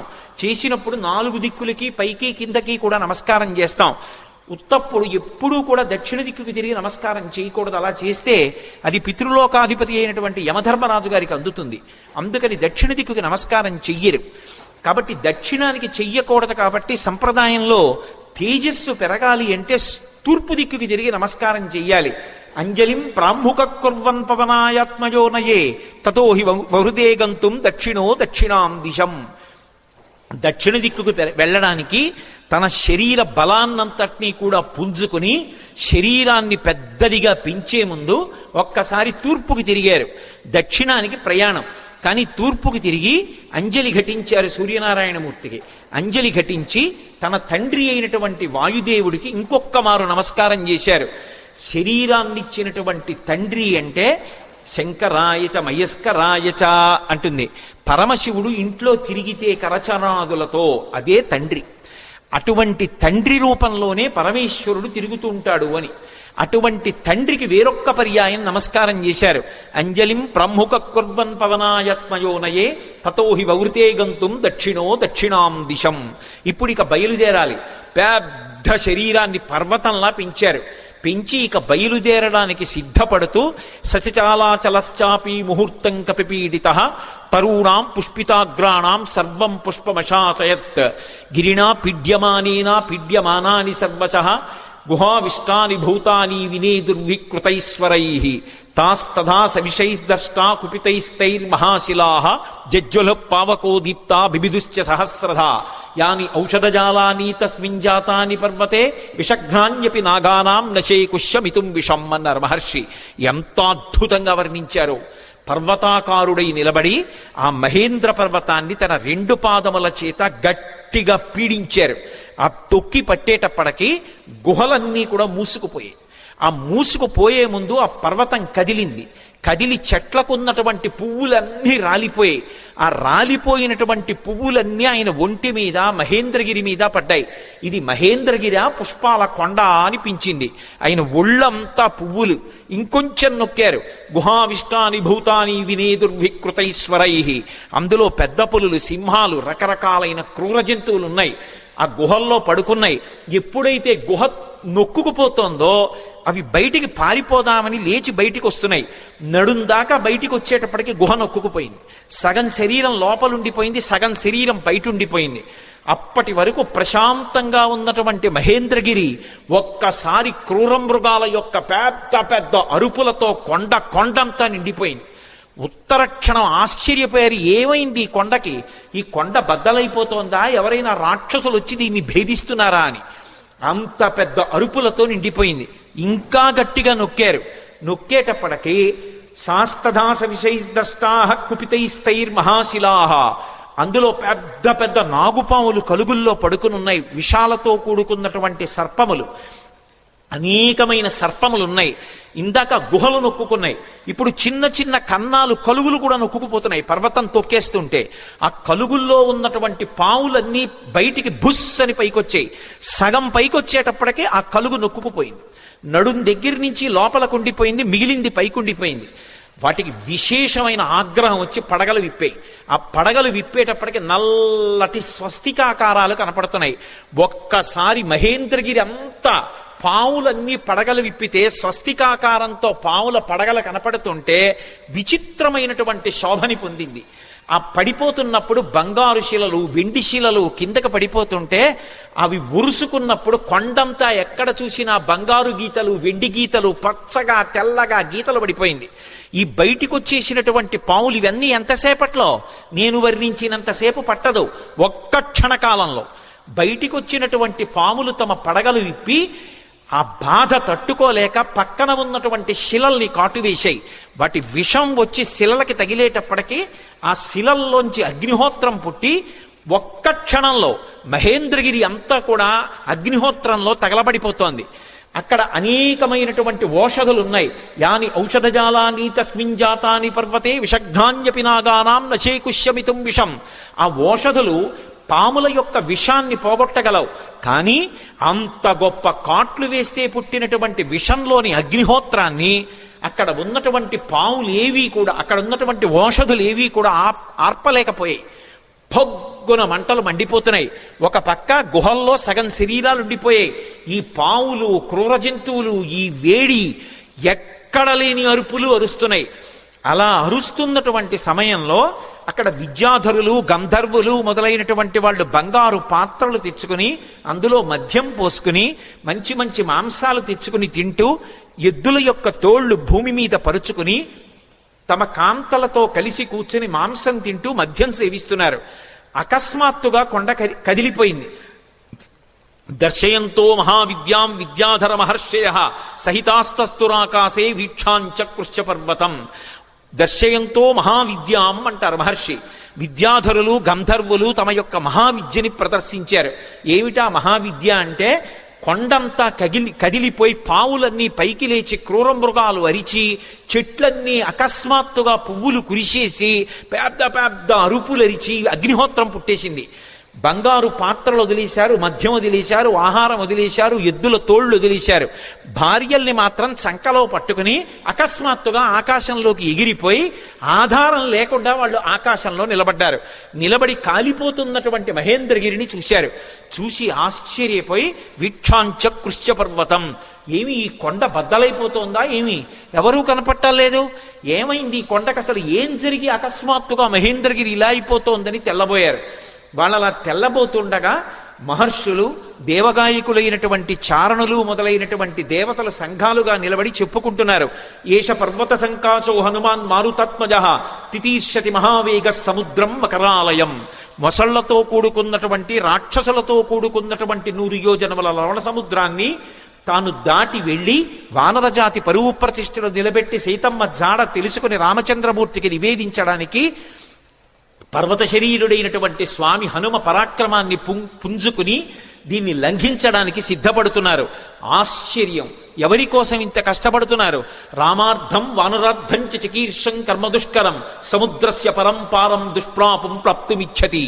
రాముడి కోసం, వానరుల కోసం స్వార్థత్యాగం చేసి తాను ఇంత క్లేశపడుతూ ఈ సముద్రాన్ని దాటడానికి అదిగదిగదిగో స్వామి హనుమ బయలుదేరుతున్నారని ఆ విద్యాధరులందరూ లేచి నిలబడి ఆయనకి నమస్కరించి స్తోత్రం చేస్తున్నారు. ఇక బయలుదేరడానికి సిద్ధపడ్డారు. ఒక్కసారి తన బలాన్నంతటినీ పుంజుకున్నారు. ఒంటి మీద ఉన్నటువంటి వెంట్రుకలన్నీ నిక్కపొడుచుకున్నాయి. చెవులు రిక్కించారు. కళ్ళు 2 దృష్టి నిలబెట్టి 100 యోజనముల సముద్రం వైపు చూశారు. సచిచాలాచలశ్చాపి ముహూర్తం కపిపీడిత అని దుదివేచ సరోమాణి చకంపే చాచలోపమః బాహూసం స్తంభయామాస మహాపరిగసన్నిభౌ సపాదచ కపికట్యాం చరణౌ సంచుకోచ. ఆయన వెంటనే ఆ ఒంటి మీద వెంట్రుకలు నిక్కపొడుచుకుని ఉన్నాయి. ఆ తోక ఒక్కసారి ఇలా పైకెత్తారు. గరుత్మంతుడు సముద్రం మీద వెడుతూ పావుని తన్నుకుపోతున్నప్పుడు ఎలా ఉంటుందో అలా ఉన్నటువంటి తోకని ఝుళిపించి నేలకేసి కొట్టారు. కొట్టి ఆ 2 చేతులు పైకెత్తి ఇలా పరిగలు బిగించినట్టు బిగించారు. మహాపరిగసన్నిభౌ సపాదచ కపికట్యాం చరణౌ సంచుకోచ. కాళ్ళు వంచారు, మోకాళ్ళు కొద్దిగా కిందకి ఉంచారు, నడుం సన్నం చేశారు, హృదయాన్ని బాగా విశాలం చేశారు. మార్గమాలోకయన్ దూరాదుర్ధం ప్రణిహితేక్షణ రురోధ హృదయే ప్రాణాన్ ఆకాశమవలోకయన్. ప్రాణవాయువుని లోపల బంధించారు, దృష్టి బాగా నిలబెట్టారు, చెవులు రిక్కించారు. ఇక ఎగరడానికి సిద్ధపడుతున్నారు. పాదములతో తొక్కి పెట్టి ఉంచారు. మోకాళ్ళు వంగి ఉన్నాయి, నడుం సన్నగా ఉంది, తొడలలోకి శక్తినంతటినీ పుంజుకున్నారు. ఇక ఎగరబోతూ కిందకి చూశారు. చిన్న చిన్న రూపాలతో కొన్ని లక్షల వానరములు స్వామికి నమస్కారం చేస్తూ శుభం కలగాలని, వానరజాతి పరువు నిలబడాలని స్తోత్రం చేస్తున్నాయి. వాళ్ళ వంక చూసి ప్రతిజ్ఞ చేశారు. తతో రావణనీ నేను బయలుదేరే ముందు యథా రాఘవ నిర్ముక్త శరశ్వసన విక్రమ గచ్చేతత్గమిష్యామి లంకాం రావణపాలితాం నహి ద్రక్ష్యామి ఇది లంకాయాం జనకాత్మజాం అనేన విహివేగేన గమిష్యామి సురాలయం బద్ధ్వా రాక్షస రాజేన మానయిష్యామి రావణం సర్వదా కృతకార్యోహామేష్వామి సహసీతయా అన్నారు. నేను ఇప్పుడు బయలుదేరి వెళ్ళేటప్పుడు నా శక్తితో వెళ్ళటం లేదు. రామచంద్రమూర్తి తన ఎడమ చేత్తో బంగారు కోదండాన్ని పట్టుకుని అక్షయ బాణతూణీరంలోంచి బాణాన్ని తీసి కుడి చేతితో వింటినారికి సంధించి ఆకర్ణాంతంలాగి విడిచిపెట్టబడినటువంటి రామబాణం మధ్యలో ఆగకుండా వెళ్లి లక్ష్యం మీద ఎలా పడిపోతుందో అలా రామచంద్రమూర్తి యొక్క అనుగ్రహాన్ని పొందినటువంటి నేను లంకాపట్టణం మీద వెళ్లి పడతాను. ఆ పడిన తరువాత సీతమ్మ జాడ కనిపెట్టడానికి అన్వేషిస్తాను. ఒకవేళ నాకు సీతమ్మ జాడ దొరకకపోతే 10 తలలు కలిగినటువంటి రావణాసురుణ్ణి బంధించి తీసుకొచ్చి ప్రస్రవణ పర్వత చక్రముల మీద కూర్చున్న రామచంద్రమూర్తి పాదముల దగ్గర పడేసి వాడి చేత నిజం కక్కిస్తాను. ఒకవేళ రావణుడు కూడా కనపడకపోతే అక్కడి నుంచి స్వర్గలోకానికి వెళ్లి స్వర్గలోకంలో కూడా సీతమ్మను అన్వేషిస్తాను. స్వర్గంలో కూడా సీతమ్మ కనపడకపోతే తిరిగి వచ్చి రావణ యొక్క లంకాపట్టణాన్ని పెళ్లగించి చేత్తో పట్టుకుని తీసుకొచ్చి సుగ్రీవుడి యొక్క సన్నిధానంలో నిలబెడతాను. అటువంటి బలాన్ని పుంజుకుని నేను బయలుదేరుతున్నాను. మీరు బెంగ పెట్టుకోకండి, రామకార్యాన్ని సాధిస్తాను. ఈయేషా ధృతి, ఆ పట్టుదలతో ప్రతిజ్ఞ చేసి ఇక బయలుదేరడానికి సిద్ధపడ్డారు. ఒక్కసారి ఎగిరేటప్పటికీ ఊరు వేగోద్ధతా వృక్షా ముహూర్తం కపిమన్వయం ప్రస్థితా దీర్ఘమధ్వానం సబంధుమివ బాంధవాహ. ఆయన ఒక్కసారి సముద్రం మీదకి ఏటవాలుగా తెల్లవారుజాము కాలంలో ఎగిరితే కొన్ని వందల సంవత్సరముల నుంచి ఆ పర్వతం మీద పెరుగుతున్నటువంటి మహావృక్షములు కూడా కూకటి వేళ్లతో సహా పెకలింపబడి ఆయన తొడల వేగానికి ఆయనతో పాటుగా వెళ్ళి కొంత దూరం వెళ్ళిన తరువాత ఇక ఆ వేగంతో వెళ్ళలేక సముద్రంలో పడిపోయాయి. చిన్న చిన్న చెట్లు చాలా దూరం వెళ్ళాయి. ఆ వెళ్ళడం ఎలా ఉందంటే ముఖ్యమైనటువంటి బంధువులు దూర ప్రదేశానికి ప్రయాణం చేస్తుంటే అనుగమించి కొంత దూరం వెళ్ళి వీడ్కోలు పలికి వెనక్కి వస్తున్నటువంటి బంధువుల సమూహమా అన్నట్లుందిట. మహారాజుని అనుగమించి మహారాజు వెంట వెడుతున్నటువంటి సైన్యమా అన్నట్టుగా ఉందిట. ఒక దాంట్లో నిర్బంధం, ఒక దాంట్లో ఐచ్ఛికం. బంధువులు వెళ్ళేటప్పుడు స్వచ్ఛందంగా వెడతారు, సైన్యం వెళ్ళేటప్పుడు రాజుని అనుగమించాలి, రాజాజ్ఞ. ఎలా వెడతారో అలా వెడుతున్నారు. అలా వెళ్ళి ఆ చెట్లన్నీ కూడా బరువైనటువంటి చెట్లు ముందు పడిపోయాయి, తేలికైన చెట్లు చాలా దూరం హనుమతో పాటు వెళ్ళాయి. ఇన్ని చెట్లు ఏకకాలంలో పైకి లేచిపోయి ఆయనతో పాటు వెళ్ళిపోతుంటే ఈ చెట్లకున్నటువంటి పువ్వులన్నీ కూడా పడిపోతే స్వామి శరీరం నిండా ఎక్కడ చూసినా పువ్వులు, ఆకులు, మొగ్గలు అలంకృతమైపోయాయి. అలంకృతమైపోతే ఆయన ఎలా ఉన్నారంటే మెరుపులతో కూడుకున్నటువంటి మేఘం ఆకాశంలో ప్రయాణం చేస్తే ఎలా ఉంటుందో అలా ఉన్నారు. ఆ పువ్వులన్నీ కూడా సముద్రంలో పడ్డాయి. ఆ సముద్రంలో పడినప్పుడు ఆ సముద్రం అంతా పువ్వులతో కూడి నక్షత్రములతో కూడుకున్న ఆకాశం భూమి మీదకి వస్తే ఎలా ఉంటుందో సముద్రం అలా ఉంది. అంత వేగంతో ఆయన వెళ్ళిపోతున్నప్పుడు ఆ గాలి ఆయన యొక్క బాహుమూలములలోంచి అంటే సంకలలోంచి వెనక్కి వెడుతున్నప్పుడు విచిత్రమైనటువంటి రవం చేస్తోంది. యథేచ్ఛగా ఆకాశంలో వెళ్ళిపోతూ పిబన్నివ బభౌచాపి సౌర్మిమాలం మహార్ణవం పిపాస వివచాకాశం దదృశేష మహాకపి. ఆయన ఆ వెడుతున్నప్పుడు ఎలా ఉందంటే ఇలా పైకి చూస్తే మిరుపుల ముద్ద వెళ్ళిపోతున్నట్టుగా ఆకాశాన్ని ఎవరో తాగేస్తున్నారా అన్నట్టుగా ఉంది. ఆయన వెడుతున్నంతసేపు ఎంత దూరమైన ప్రయాణం చేస్తే అంత దూరం సముద్రం చాప చుట్టినట్టు పైకి లేచి ఆయన శరీరం అలా వెళ్ళిపోగానే ఆయనకి తగులుతోందా అన్నట్టుగా పైకి లేచి విరిగి కెరటం పడిపోతోంది. అలా సముద్రం పైకి లేచిపోయి సంక్షోభాన్ని చెందుతోంది. పెద్ద పెద్ద చెట్లు పడిపోయాయి, కెరటాలన్నీ కదిలిపోతున్నాయి, సముద్రంలో ఉండేటటువంటి ప్రాణులన్నీ క్షోభ చెందాయి. ఒక పక్క మేఘమండలాన్ని చీల్చుకుంటూ మేఘాలలోకి వెడుతూ బయటికి వస్తూ తొంగి చూస్తూ చంద్రుడు ప్రయాణిస్తున్నాడా అన్నట్టుగా వెడుతున్నారు. ఆ వెడుతున్నప్పుడు సంధ్యాయా సమవిస్పృష్టం యథాతత్ సూర్యమండలం ముఖం నాసికయా తస్యా తామ్రయా తామ్రమా బభౌ. ముందు నుంచి చూస్తే ఎర్రటి ముఖం, పగడాల ముద్దలా ఉన్నటువంటి ఎర్రటి మూతి, వెనకాల చూస్తే గైరికాది ధాతువులతో ఉన్నటువంటి పర్వతం బద్దలైతే జేగురు రంగులో ఎలా ఉంటుందో అటువంటి పృష్ఠభాగం. ఆ తోక చూస్తే ఇలా స్తంభంలా నిలబెట్టారు. ఇంద్రధ్వజానికి పూజ చేసినప్పుడు ఇంద్రధ్వజాన్ని ఎలా నిలబెడతారో అలా నిలబెట్టారు. అప్పుడప్పుడు ఆ తోకని ఉంచి విసురుతున్నారు. అది ఎలా ఉందంటే గరుత్మంతుడు సముద్రం మీద వెడుతూ ఒక పావుని నోట కరచుకుని వెడుతున్నప్పుడు అది గింజుకుంటే ఎలా ఉంటుందో ఆ తోక తిరగడం అలా ఉంది. ఒక్కొక్కసారి ఆ తోకని ఇలా ఉంచి తల మీద పెడుతున్నారు. ఆకాశంలో ఒక పెద్ద ఇంద్రధనస్సు ఏర్పడిందా అన్నట్టుగా ఉంది. ఆయన అలా వెడుతుంటే దూరం నుంచి ముందు నుంచి చూస్తే ఎలా ఉన్నారంటే పిబన్నివ భవౌచాపి సౌర్మిమాలం మహార్ణవం పిపాసు రవచాకాశం దదృశేష మహాకపి. ఆ దూరం నుంచి పర్వతస్థా వివానలవు, ఆ రెండు కళ్ళు కూడా ఎక్కడో పర్వతంలో చీకటిగా ఉన్న చోట రెండు నెగళ్ళు వేస్తే ఆ రెండు నెగళ్ళు రెండు అగ్నిహోత్రాలు రగులుతుంటే ఇక్కడి నుంచి చూస్తే ఎలా ఉంటాయో పచ్చగా ఉన్నటువంటి ఆయన కళ్ళు అలా ఉన్నాయి. అలా వెళ్ళిపోతున్నారు.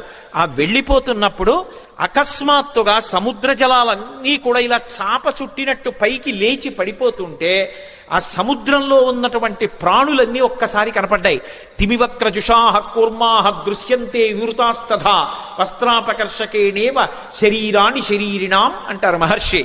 ఒక వ్యక్తి బట్ట కట్టుకుని పడుకుని నిద్రపోతుంటే పెద్ద గాలి అతని మీదకొస్తే బట్ట పైకి లేచిపోతే శరీరావయవములన్నీ ఎలా కనపడతాయో అలా ఎప్పుడూ సముద్రం అడుగున ఉండేటటువంటి ప్రాణులు ఎవ్వరికీ ఎప్పుడూ కనపడనివి హనుమ చేస్తున్నటువంటి గమన శక్తికి చాప చుట్టినట్టు పైకి ఇలా లేచిపోతే తరంగం కింద లోపల ఉన్నటువంటి పెద్ద పెద్ద చేపలు, చిన్న చిన్న చేపలు, ఎండ్రకాయలు, తాబేళ్లు, మొసళ్ళు అన్నీ ఒక్కసారి వెలుతురులో కనపడుతున్నాయి అనుకునేటప్పటికీ పెద్ద చప్పుడుతో ఈ కెరటం వెళ్ళి మళ్ళీ పడిపోతోంది. ఆ కెరటం మళ్ళీ పడిపోతుంటే సముద్రం అంతా కలయి తిరిగిపోతోంది. అలా కలయి తిరిగిపోతుండగా నిర్భయంగా క్రీడిస్తున్నవాడు ఎలా ఉంటాడో అలా ఆకాశ మార్గంలో గమనం చేసి వెళ్ళిపోతున్నారు. అద్భుతమైన ప్రయాణం. నిజంగా శాబ్దిక ప్రత్యక్ష ప్రసారం చేశారు వాల్మీకి మహర్షి. సుందరకాండ ప్రథమ సర్గ చదువుతుంటే మన కళ్ళ ముందు కనపడుతుంది ఆయన వెడుతున్నటువంటి తీరు. ఆ మబ్బుల్లోంచి ఏదో ఒక బంగారు ముద్ద వెళ్ళిపోతోందా అన్నట్టుగా, చంద్రబింబం మబ్బుల్లోంచి ప్రయాణం చేస్తోందా అన్నట్టుగా వెళ్ళిపోతుండగా సముద్రుడు చూశాడు. చూసి వెంటనే మైనాకుణ్ణి పిలిచి అన్నాడు. మైనాకుడు బంగారు శిఖరములతో ఉంటాడు. ఆయన యొక్క గర్భంలోనే ఉన్నాడు, సముద్ర గర్భంలో. ఆయనతో అన్నాడు, అహమిక్ష్వాకునాథేన సగరేణ వివర్ధత ఇక్ష్వాకు సచివశ్చాయం నావసీదితుమర్హతి. ఇది రామాయణం చదువుకున్నటువంటి జాతి యొక్క లక్షణాన్ని మహర్షి జ్ఞాపకం చేస్తున్నారు. నేను సముద్రుణ్ణి. ఈ భూమి మీద సముద్రాలు ఎలా ఏర్పడ్డాయో తెలుసా? ఇక్ష్వాకు వంశంలో పుట్టినటువంటి సగర చక్రవర్తి యొక్క కుమారులు 60,000 మంది సగరులు ఈ భూమిని గోతులు తవ్వితే గోతులలోకొచ్చి నిలబడినటువంటి జలములకు సాగరములని పేరొచ్చింది. మేము ఏర్పడ్డాము అంటే దానికి కారణం అదిగో ఇక్ష్వాకు వంశంలో పుట్టిన సగర చక్రవర్తి. ఇవాళ ఆ ఇక్ష్వాకు వంశంలో పుట్టినటువంటి రామచంద్రమూర్తి యొక్క భార్య జాడ తెలియక ఆపద పొందితే రాముడికి సహాయం చెయ్యాలి అని ఆయన యొక్క సచివుడైనటువంటి స్వామి హనుమ నిరాధారమైనటువంటి ఆకాశ మార్గంలో ప్రయాణం చేసి వెడుతున్నారు. మేము ఏర్పడడానికి కారణం ఇక్ష్వాకు వంశంలో పుట్టిన సగరుడైతే ఆ ఇక్ష్వాకు వంశంలో పుట్టిన రాముడికి కష్టం వచ్చినప్పుడు కష్టం తీర్చడానికి వెడుతున్న హనుమకి ఉపకారం చెయ్యాలి కదా.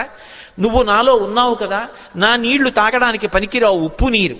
కానీ నీ ఎందు పర్వతములున్నాయి, ఆ పర్వతాల్లో చెట్లున్నాయి, చెట్లల్లో అనేకమైన తేనెపెట్లున్నాయి, కందమూలాలున్నాయి. ఒక వానరానికి అంతకన్నా ప్రీతికరమైనది ఏది ఉంటుంది? నువ్వు పైకి లేస్తే ఒక్కసారి ఆయన విశ్రమిస్తారు. విశ్రమించి కాస్త తేనె తాగుతారు, కాసిని కందమూలాలు తింటారు, తర్వాత ప్రయాణం చేస్తారు. అటువంటి మహానుభావుడు ఎడుతున్నప్పుడు మనం ఆయనకి కించిత్ ఉపకారం చెయ్యకపోతే ఎంత దోషం చేసినట్టు. పాతాళ శాప్రమేయస్యా ద్వారమావృత్య తిష్టసి తిర్యగోత్వమలశ్చైవ శక్తిస్తే శైలవర్ధితం. నువ్వు ఈ సముద్రంలో పడిపోయినప్పుడు పాతాళలోకం నుంచి రాక్షసులు పైకొచ్చేటటువంటి బిలానికి అడ్డంగా పడ్డావు ద్వారానికి. కాబట్టి రాక్షసులు పైకి రాలేరు. కానీ నీకు ఒక శక్తి ఉంది, నువ్వు పైకి పెరగలవు, పక్కలకి పెరగలవు, కిందకి వెళ్ళగలవు. కాబట్టి పైకి లే, స్వామి హనుమ వస్తున్నారు, తొందరగా లే. ఎందుకో తెలుసా? కర్తవ్యమకృతం కార్యం సతాం మన్యుముదీరయేత్. ఆర్షవాక్కు అద్భుతమైన విషయాన్ని చెప్తున్నారు. మహాత్ములకు కోపం రాదు, కానీ అటువంటి మహాత్ములు కూడా కోపగిస్తారు. ఎప్పుడు కోపగిస్తారో తెలుసా? చెయ్యవలసిన పని చెయ్యడం కాదు, చెయ్యవలసిన పని చెయ్యవలసిన సమయానికి చెయ్యకపోతే మహాత్ములకు కూడా ఆగ్రహం వస్తుంది. అందుకని ఆయన దాటిపోక ముందు నువ్వు లేవాలి. అయ్యో నాకు తెలిసి లేచేటప్పటికి ఆయన వెళ్ళిపోయారు అనకూడదు. ఆయన రాకముందు లేచి నిలబడాలి. మహాత్ములు వచ్చేటప్పటికి సిద్ధంగా ఉండాలి. అందుకని వారు రాకముందు లేచి నిలబడు, అంజలి ఘటించు, స్వాగతం పలుకు, పలికి ఆయనకి విశ్రాంతికి స్థానం కల్పించు అనగానే మైనాక పర్వతం సముద్రాన్ని చీల్చుకుని ఒక్కసారి పైకి లేచింది. వచ్చేస్తున్నారు హనుమ ఆకాశ మార్గంలో. అకస్మాత్తుగా ఆ శిఖరముల మధ్యలో బంగారం ఉంటుంది. బాలసూర్యుని యొక్క కిరణములు పడి తెల్లవారుజాము కాలమేమో మరింత శోభిస్తోంది. ఆకాశం అంతా బంగారు వర్ణం పొందేసింది. అకస్మాత్తుగా సముద్రంలోంచి శిఖరములు లేచాయేమో, సముద్ర రంగంతా కూడా బంగారు రంగు అయిపోయింది. ఆ శిఖరములు పైకి లేచాయి. దర్శయామాస శృంగాని సాగరేణ నియోజిత శాతకుంభమయీర్ శృంగై సకిన్నరమహోరగై అంటారు మహర్షి. ఆ పర్వత శిఖరములు పైకి లేస్తే దాని మీద కిన్నరులు ఉన్నారు. దాని మీద భయంకరమైనటువంటి సర్పములు ఉన్నాయి, చెట్లున్నాయి, తేనెపట్లున్నాయి, కందమూలాలున్నాయి. బంగారంతో మెరిసిపోతున్నాయి ఆ శిఖరాలు. స్వామి హనుమ చూశారు. ఇదేమి ఇప్పటి వరకు లేనిది సముద్రంలోంచి అకస్మాత్తుగా బంగారు శిఖరాలు పైకి లేచాయే అని మధ్యే లవణతోయస్య విఘ్నోయమితి నిశ్చిత. అకస్మాత్తుగా సముద్రంలోంచి బంగారు శిఖరాలు పైకి లేచాయంటే ఇది నేను చేస్తున్నటువంటి పనికి, నేను వెడుతున్న కార్యానికి విఘ్నం, నేను ఆగకూడదు అని వరసాపాతయామాస జీమూతమివమారుత తన వక్షస్థలంతో కొట్టారు శిఖరాల్ని. అవి చూర్ణములై పొడి అయిపోయి పడిపోయాయి. సముద్రంలో పడిపోగానే ఒక్కసారి మైనాకుడు పురుష రూపాన్ని దాల్చి నిలబడ్డాడు. అంతరిక్ష స్థిత శ్రీమాన్ ఇతం వచనమబ్రవీత్. ఆకాశంలో నిలబడి స్వామి హనుమతో మాట్లాడుతున్నాడు. మహానుభావ, కృతీచ ప్రతికర్తవ్యం దేశధర్మ సనాతన సోయం తత్ప్రతికారార్థీ తత్వసమ్మానమర్హతి అతిథి కిల పూజార్హ ప్రకృతోపి విజానత. ఈ జాతికి ఒక లక్షణం ఉంది. ఉపకారం చేసిన వాడికి ప్రత్యుపకారం చెయ్యాలి. ఒక ఉపకారాన్ని పొంది తిరిగి ప్రత్యుపకారం చెయ్యకుండా ఉపకారాన్ని మరిచిపోయిన వాడెవరుంటాడో వాడు కృతఘ్నుడు. అటువంటి కృతఘ్నుడికి నిష్కృతి లేదు. కిష్కింధకాండలో కూడా స్వామి లక్ష్మణుడు అంటాడు, బ్రహ్మఘ్నైచ సురాపేచ చోరే భగ్న వ్రతీ తథా నిష్కృతిర్విహితా సిద్భి కృతఘ్నో నాస్తి నిష్కృతి. బ్రహ్మహత్య చేసిన వాడికి, దొంగతనం చేసిన వాడికి, సురాపానం చేసిన వాడికి, ఒక వ్రతం చేస్తానని నీళ్లు ముట్టుకుని కూడా వ్రతం చెయ్యకుండా వ్రతభంగం చేసిన వాడికి ప్రాయశ్చిత్తం ఉందేమో కానీ చేసిన ఉపకారాన్ని మరిచిపోయి కృతఘ్నుడై బ్రతికేటటువంటి వాడికి మాత్రం నిష్కృతి లేదంటాడు. కాబట్టి కృతీచ ప్రతికర్తవ్యం దేశధర్మ సనాతన. ఉపకారం చేసిన వాడికి ఉపకారం చెయ్యొద్దు. నేను సముద్రంలో దాక్కున్నాను, దాక్కోవడానికి నాకు అవకాశం ఇచ్చి సముద్రుడు ఉపకారం చేశాడు. అంతేకాదు నీ తండ్రి నాకు ఉపకారం చేశాడు. ఒకానొకప్పుడు పర్వతాలకన్నిటికీ కృతయుగంలో రెక్కలుండేవి. పర్వతములు ఎగిరి వెళ్ళి ఎక్కడ కావాలంటే అక్కడ దిగేవి. అలా దిగుతున్నప్పుడు గ్రామాలకి గ్రామాలు, మునివాటికలు నశించిపోతుండేవి. అందరూ హాహాకారాలు చేస్తే దేవేంద్రుడు తన వజ్రాయుధంతో పర్వతాలకుండేటటువంటి రెక్కలు తరిగేశాడు. అలా తరిగేస్తున్నప్పుడు నా రెక్కలు కూడా తరిగేస్తాడని నేను భయపడి భయంతో రెక్కలు ఉన్నా ఎగరలేక ఉండిపోయాను. అప్పుడు నీ తండ్రి వాయుదేవుడు చూశాడు. మిత్రత్వాన్ని పాటించి అయ్యో రెక్కలున్నా ఎగరలేకపోతున్నాడని నన్ను ఎత్తి ఇంద్రుడికి కనపడకుండా తీసుకొచ్చి సముద్రంలో పడేశాడు. నేను వెళ్ళి రాక్షసుడు పైకొచ్చేటటువంటి బిలమార్గానికి అడ్డుగా పడ్డాను. ఇంద్రుడు ఓరకంట చూసి పోనీలే భయంతో కదలడు కాబట్టి బిలమార్గం మూసుకుంది, రాక్షసులు పైకి రారు. ఉభయత్రా ఉపకారం జరుగుతుందని ఊరుకున్నాడు. రెక్కలున్నా కదలలేక ఆనాటి నుంచి ఈనాటి వరకు సముద్రంలో పడున్నాను. నీ తండ్రి వాయుదేవుడు నాకు ఉపకారం చేశాడు. ఆ తండ్రికి కొడుకువి నువ్వు. ఆత్మావై పుత్రనామాసి. ఆయనకి ఉపకారం చేస్తే ఎంతో, ఆయన కొడుక్కి ఉపకారం చేస్తే అంతే. అందుకని నువ్వు వెడుతున్నప్పుడు నీకు నేను ఉపకారం చెయ్యొద్దు. అతిథి కిల పూజార్హ ప్రకృతోపి విజానత. అసలు ఒక అతిథి లభించడమే చాలా కష్టం జీవితంలో. అటువంటిది మహాప్రాజ్ఞుడు, నవవ్యాకరణ పండితుడు, స్వార్థం లేనివాడు, రామచంద్రమూర్తి యందు అపారమైన భక్తి కలిగినటువంటి నీ వంటి మహాపురుషుడు అతిథిగా లభించడం అంటే నేను పొందిన అదృష్టం. నిపత్య మమశృంగేషు విశ్రమస్వ యథాసుఖం. ఒక్కసారి నా పర్వత శిఖరముల మీద దిగవయా, కాసేపు విశ్రాంతి తీసుకో, ఇంత తేనె తాగు, కాసిని కందమూలాలు తిను, కించిత్ విశ్రమించు, మళ్ళీ బయలుదేరి వెళ్ళిపో అన్నారు. విన్నారు హనుమ. ఒక్కసారి నవ్వి ప్రీతోస్మి కృతమాతిథ్యం మన్యురేషోపనీయతాం త్వరతే కార్యకాలో మే అహస్యాప్యతివర్తతే ప్రతిజ్ఞాతమయా దత్తానస్తాతం వివిహాంతరే అంటారు. ప్రీతోస్మి కృతమాతిథ్యం, చాలా సంతోషం, మీరు నాకు ఆతిథ్యం ఇచ్చినట్టే, మీరు నాకు అన్నీ పెట్టినట్టే, కానీ అన్యురేషోపనీయతాం, మన్యువు పెట్టుకోకండి, అంటే కోపం పెట్టుకోకండి మనసులో. మీరు అన్న మాట నేను పాటించలేదని ఏమనుకోకండి, నేను ప్రతిజ్ఞ చేశాను. రామకార్యం మీద ఎక్కడా ఆగను, రామచంద్రమూర్తి విడిచిపెట్టిన బాణం ఎలా వెడుతుందో అలా వెడతానన్నాను. అలా వెడతానన్నవాడిని అలా వెళ్లకుండా మధ్యలో దిగి విశ్రాంతి తీసుకుని వెడితే రామబాణంలా వెళ్ళినట్టు ఎలా అవుతుంది? ఇది హనుమ యొక్క ప్రజ్ఞ. అంతటి ప్రాజ్ఞుడైన, అంత శక్తివంతుడైన, కేవలం నా ప్రయత్నం చేత సాధిస్తాననరు. రామచంద్రమూర్తి యొక్క సహాయం కావాలి. యథా రాఘవ నిర్ముక్త శరశ్వసన విక్రమ, రాముడు వదిలిన బాణంలా వెడతాను. రామానుగ్రహం ఉండాలి. ఎవడైనా జీవితంలో వృద్ధిలోకి రావాలనుకున్నవాడు తాను చెయ్యవలసిన పని తాను చేస్తూ, తన ప్రయత్నం తాను చేస్తూ, ప్రయత్నానికి పక్కన భగవంతుని యొక్క అండదండలు కూడా కలగాలని కోరుకోవాలి. భగవంతుని యొక్క ఏ అనుగ్రహం లేకుండా కేవలం తన ప్రయత్నం వలన సాధిస్తాననుకోవడం మూర్ఖత్వం. ఎప్పుడూ అలా సాధించలేడు. ఈశ్వరుని యొక్క అనుగ్రహం తోడు కావాలి. అందుకే నేను కాదు, రాముడి విడిచిన బాణంలా వెడతాను, రామానుగ్రహం నా యందు నిలబడాలన్నారు. అందుకే మహానుభావుడు నేను రామబాణంలా వెడతానని ప్రతిజ్ఞ చేసి మధ్యలో ఆగలేను. అవతల వేళ దాటిపోతోంది, తొందరగా వెళ్ళాలి, ఏమనుకోకండి. ఎంత మర్యాదగా మాట్లాడతారో. ఒక్కసారి ముట్టుకున్నారు, ప్రీతోస్మి కృతమాతిథ్యం, మీరు నాకు ఆతిథ్యం ఇచ్చినట్టే. ఒక్కసారి ఇలా చెయ్యి వేశారు, ముందుకి దాటి వెళ్ళిపోయారు. సమస్త భూతములు ఆశ్చర్యపోయే, ఏమి ప్రజ్ఞావంతుడు!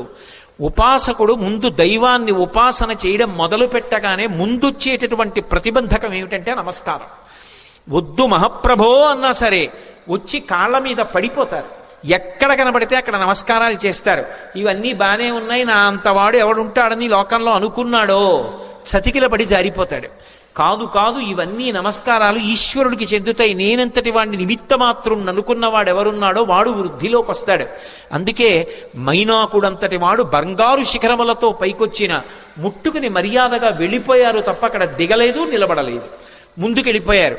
చూశారు, మహర్షులు చూశారు, గంధర్వులు చూశారు, కిన్నెర కింపురుషులు చూశారు, సిద్ధులు చూశారు, సాధ్యులు చూశారు. గబగబా నాగమాత సురస దగ్గరికి వెళ్ళారు. వెళ్ళి ఆవిడితో అన్నారు, అమ్మా అమ్మా ఆశ్చర్యం, అయం వాతాత్మజ శ్రీమాన్ ప్లవతే సాగరోపరి హనుమాన్ నామ తస్యత్వం ముహూర్తం విఘ్నమాచర. అమ్మా ఆశ్చర్యం చూశావా? స్వామి హనుమ సముద్రాన్ని లంఘించి వెళ్ళిపోతున్నారమ్మా. నువ్వు నాగమాతవి, సురసవి, ఏది ఒక్కసారి రాక్షస రూపాన్ని పొంది విఘ్నాన్ని కల్పించు. ఆయన ఏ పాటి నిలదొక్కుంటారో చూద్దాం. అమ్మా వెళ్ళిపోతున్నారమ్మా, తొందరగా విఘ్నం కల్పించు అన్నారు. అడగచ్చా మాట అంటే ఇందులో ఒక విశేషం ఉంది. అసలు ఆ పేరే ఎంత గొప్ప పేరో, సురస. 3 అక్షరాలు కాబట్టి బేసి సంఖ్య. ఆడపిల్ల పుట్టినప్పుడు పెట్టడానికి యోగ్యమైన పేరు. పైగా అది నాగుల యొక్క తల్లి, అన్నిటిని మించి దక్ష ప్రజాపతి యొక్క కూతురు. అందుకని దాక్షాయణి అన్న పేరు అన్వయం అవుతుంది. ఆవిడ సామాన్యురాలు కాదు, అంత గొప్ప తల్లి. అందుకే సురస అని పేరు పెట్టారు. ఒక రకమైనటువంటి ఓషధికి ఈ పేరుకి అన్వయం అయ్యేటటువంటి పేరుతో పిలవడం అనేటటువంటిది లోకంలో సంప్రదాయంగా ఉంది. నాగసుగంధి అని. సురస 3 అక్షరాలు. అసలు ఆ పేరు పిలవడమే ఎంత అందంగా ఉంటుందో చూడండి. మంచి రసము, సురస. సురస ఎవరు? నాగమాత ఎవరు? ఎందుకు వచ్చింది? అసలు ఆవిడ్ని ఎందుకు తీసుకొచ్చారు దేవతలు? ఆవిడ్ని ఎందుకు తీసుకొచ్చారు సిద్ధులు, సాధ్యులు, యక్షులు, గంధర్వులు, కిన్నెరుడు, కింపురుషులు? అంటే ఈ సురస ఎవరో కాదు, కశ్యప ప్రజాపతి భార్యలలో ఒకటి అయినటువంటి కద్రువ. మీరు పూర్వం మహాభారతంలో ఆదిపర్వంలో ప్రారంభం కథ అదే. వినతా కద్రువుల కథ విని ఉంటారు. కద్రువ వినతయందు అసూయ చెందింది. అసూయ చెంది వినతతో దాస్యం చేయించుకోవడమని ఇంద్రుడి యొక్క ఉచ్చైశ్రవం అనేటటువంటి తోకకి పాము చుట్టుకునేటట్టుగా చేసింది. పాములన్నీ ఆమె పిల్లలు, అందుకే ఆమె నాగమాత. రామాయణంలో నాగమాత సురస అంటారు. ఆ కద్రువ గరుత్మంతుణ్ణి పరీక్షించింది. వినతకి కుమారుడుగా గరుత్మంతుడు వచ్చాడు, అందుకే వైనతేయుడు. ఆయన తల్లి యొక్క శాపాన్ని పోగొట్టాడు, అమృతాన్ని తీసుకొచ్చాడు. పైకి వెళ్ళి యథేచ్ఛగా ఆయన్ని ఎవ్వరూ అడ్డుకోలేకపోయారు. దేవలోకానికి వెళ్ళి అమృతాన్ని తీసుకొచ్చినవాడు గరుత్మంతుడు. పుట్టగానే పైకి ఎగిరినవాడు గరుత్మంతుడు. పుట్టి అమ్మకి పేరు తెచ్చినవాడు గరుత్మంతుడు. ఆయన యొక్క తేజస్సు అప్రతిహతం. ఆయన వెడుతుంటే ఆయన యొక్క రెక్కల అల్లార్పుకి ఆ కాంతికి సమస్త లోకాలు స్తంభీభూతములైపోతాయి. అలా వెడతాడు ఆయన, అలా వెడతారు హనుమ. పుట్టగానే పైకి గిరిన వారు హనుమ. గరుత్మంతుడు ఎలా అమృత భాండానికి ఎలా వెళ్ళాడో అలా వెడుతున్నారు సీతాదర్శనానికి హనుమ. అక్కడ దేవతల్ని ఓడించాడు గరుత్మంతుడు, ఇక్కడ రాక్షసుల్ని ఓడించాలి హనుమ. గరుత్మంతుడు శ్రీ మహావిష్ణువుకి వాహనం, హనుమ విష్ణుస్వరూపమైన రామచంద్రమూర్తికి వాహనం. గరుత్మంతుడు ఒక్క విష్ణువుని వహిస్తాడు, కానీ హనుమ కిమేష భగవాన్ నంది భవే సాక్షాత్ దిహాగత ఏన శక్తోస్మి కైలాసే మయా సంచలితే పురా అన్నాడు సుందరకాండలో రావణాసురుడు ఒక చోట. సాక్షాత్ నందీశ్వరుడిలా కనపడతారు, అందుకని నందీశ్వరుడే శివుణ్ణి వహిస్తారు. గరుత్మంత స్వరూపంలా తాను కూడా శ్రీ మహావిష్ణువుని రామచంద్రమూర్తిని వహిస్తారు. అందుకని గరుత్మంతుడు వాహనం, హనుమ వాహనం. అందుకే ఇప్పటికే హనుమద్వాహనం అని లోకంలో వాహనాలు తిరుగుతున్నప్పుడు హనుమద్వాహనం మీద కూడా వెడతారు స్వామి. కాబట్టి వాహన రీత్యా ఇద్దరు అభిన్నులు. తల్లికి కీర్తి తేవడంలో అభిన్నులు, తల్లికి కలిగినటువంటి ఇబ్బందిని తొలగించడంలో అభిన్నులు. ఇక్కడ సీతమ్మ తల్లి తల్లితో సమానం. ఆ తల్లిని ఆ చెర నుంచి విడిపించాలి, అందుకు వెడుతున్నారు. ఆయన అమృతం తెచ్చాడు, ఈయన సీతమ్మ జాడ అన్న అమృతాన్ని తెచ్చి వానరుల్ని రాముణ్ణి సీతమ్మని సంతోషపెడతారు. ఆయన చేసిన కార్యం ఈయన చేసిన కార్యం ఒక్కలాంటివి. గరుత్మంతుడికి ఏ వేగం ఉందో హనుమకి ఆ వేగం ఉంది. అందుకే తరచుగా ఆయన తోకని గరుత్మంతుని నోటితో పావుతో పోలుస్తారు. పైగా ఆయన బయలుదేరేటప్పుడు కూడా అందుకే సుపర్ణ వివచాత్మానం మేనీస కపికుంజరహ అంటారు మహర్షి. తనని తాను గరుత్మంతునిగా భావించుకున్నారు, ఎందుకంటే ఇద్దరు అభిన్నులు కనుక. గరుత్మంతుణ్ణి పరీక్ష పెట్టినటువంటి కద్రువ మాత్రమే హనుమని కూడా పరీక్ష చెయ్యడానికి యోగ్యురాలు. ఆ శక్తి ఆవిడికే ఉంది. అందుకే దేవతలు నాగమాత అయినటువంటి కద్రువ దగ్గరికి వెళ్ళారు. కద్రువకి మారు పేరు సురస. ఆ కద్రువే ఒకానొకప్పుడు అదితి చేత శాపం పొందింది. శాపం పొంది రోహిణీదేవిగా వచ్చింది. ఆ రోహిణీదేవిగా వచ్చినప్పుడు మళ్ళీ బలరాముడికి తెల్లయింది. బలరాముడు ఎవరు? శేషుడు, పాము. అందుకే ఎక్కడున్నా పాములకు తల్లిగానే ఉంటుంది. బలమమిగుల కలగ బలభద్రుడనిలో ఒక రమణుడకుట చేసి రాముడనియో సతికి పుట్టె గర్భ సంకర్షణంబున సంకర్షణుండనడి ఘనుడు సుతుడు అంటారు పోతన గారు భాగవతంలో. శేషుడికి తల్లిగా రోహిణీదేవిగా నందవ్రజంలో ఒకనాడు కృష్ణ భగవానుడి యొక్క అన్నగారికి తల్లి అయింది. ఆ రోహిణీదేవియే కద్రువ. ఆ కద్రువయే సురస.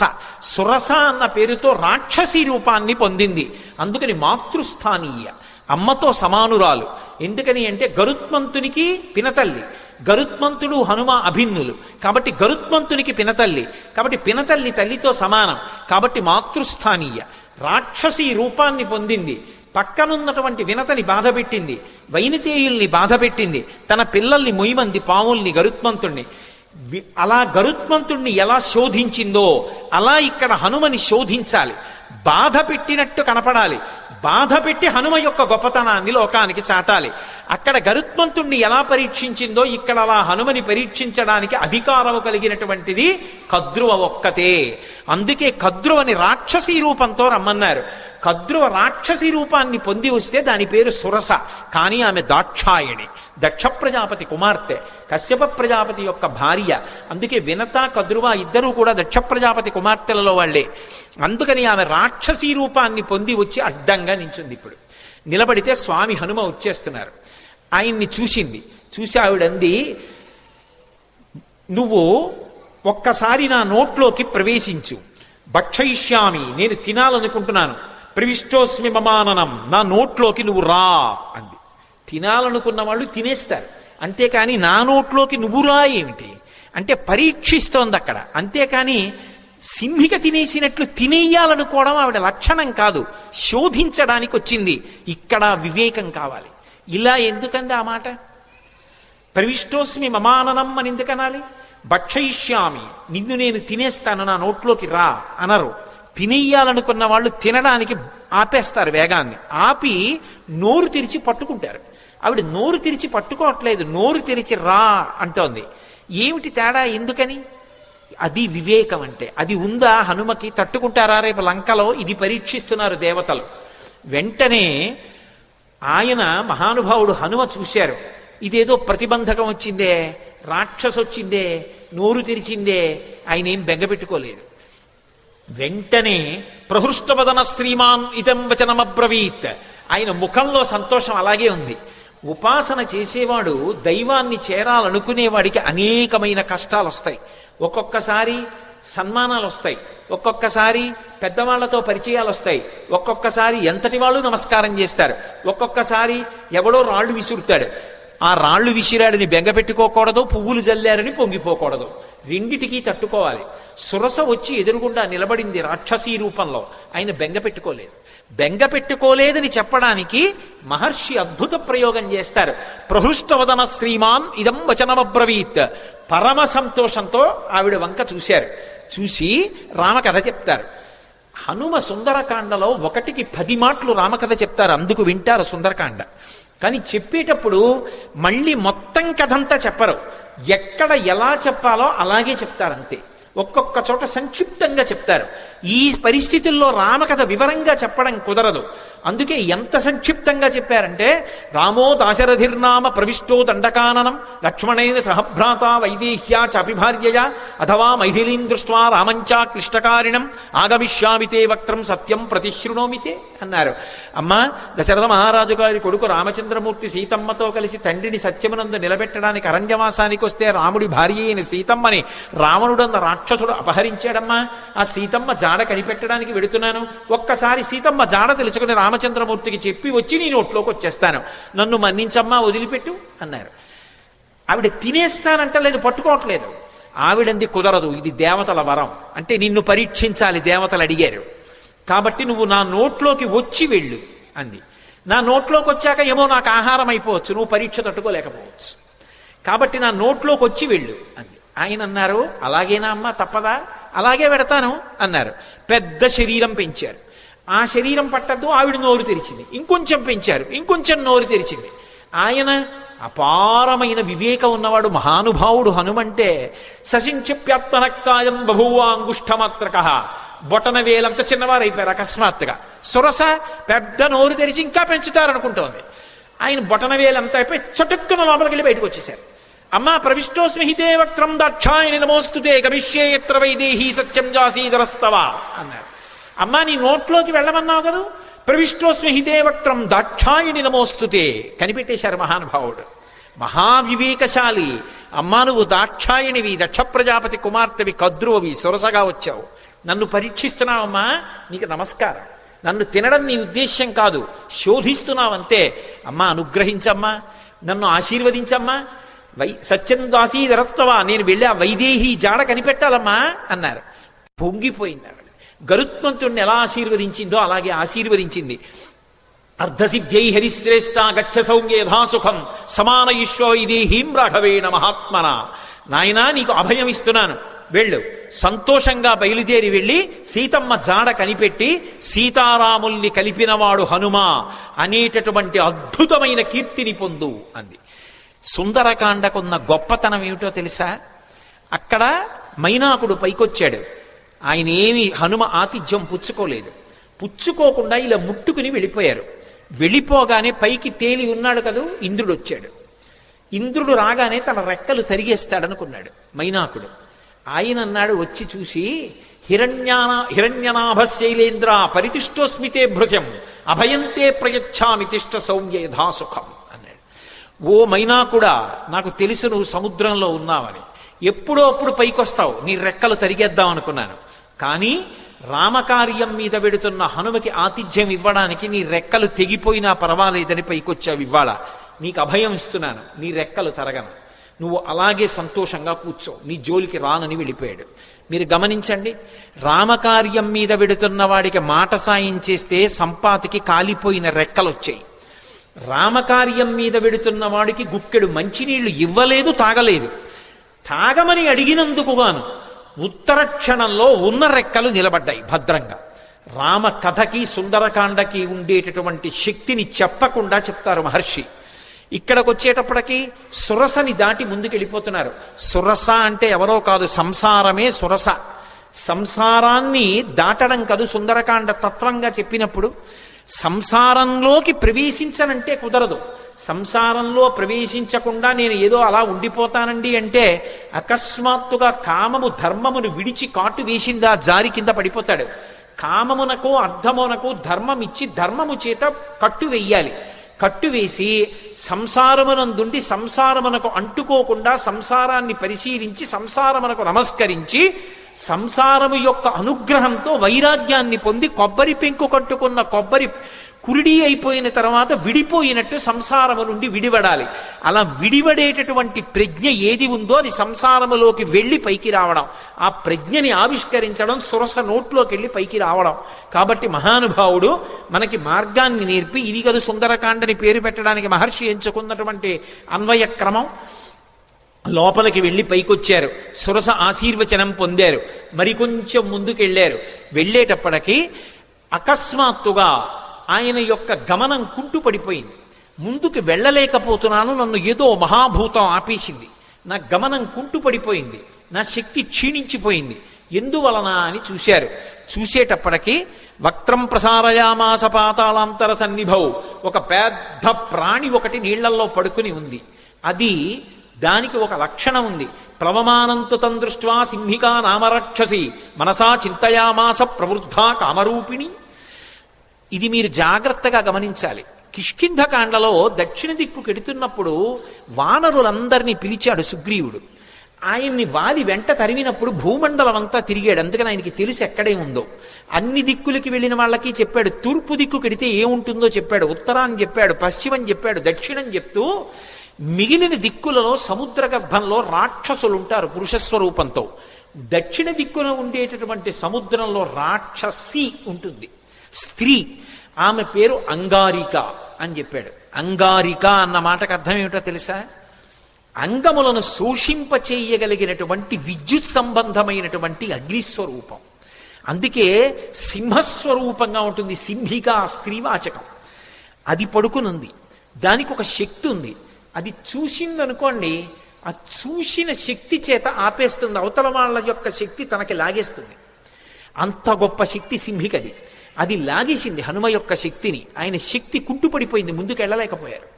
ఆగిపోయి కిందకి చూశారు. ఏమి ఆపింది నన్ను అని చూశారు.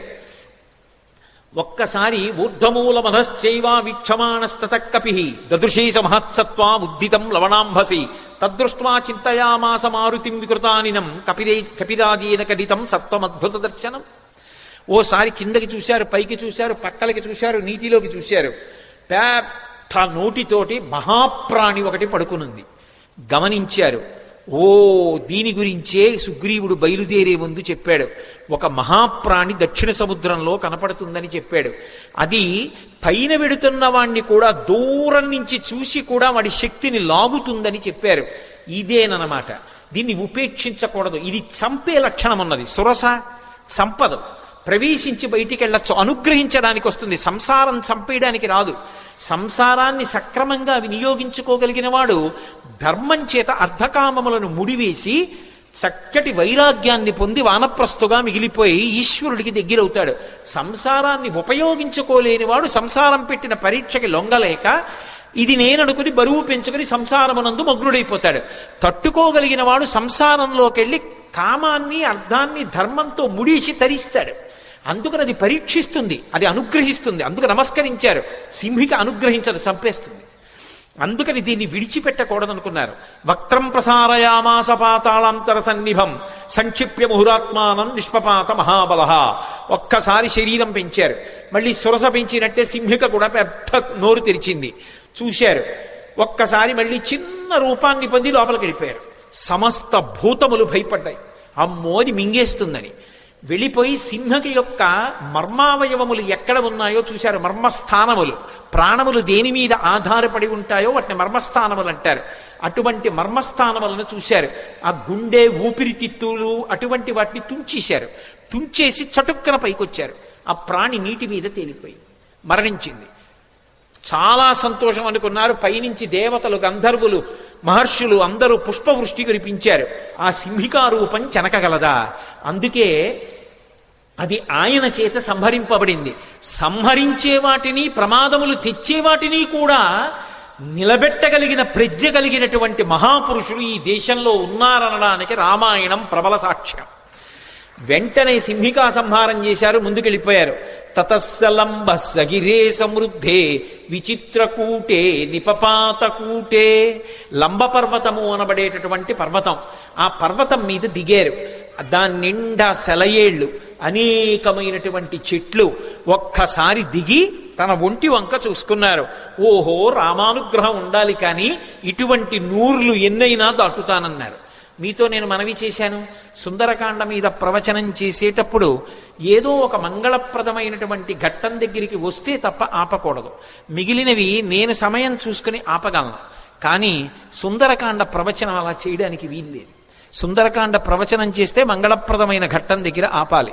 అందుకే స్వామి 100 యోజనముల సముద్రాన్ని దాటి ఆవలి ఒడ్డుకి దక్షిణ తీరాన్ని చేరి లంబపర్వతం మీద దిగి సంతోషంగా ఉన్నారు. లంకాపట్టణాన్నంతటినీ చూస్తున్నారు. మొదటి రోజు ఆయన చేసినటువంటి కార్యము సఫలీకృతమైంది అన్న శుభవార్త దగ్గర ఇవాల్టి ప్రవచనాన్ని పూర్తి చేస్తున్నాను.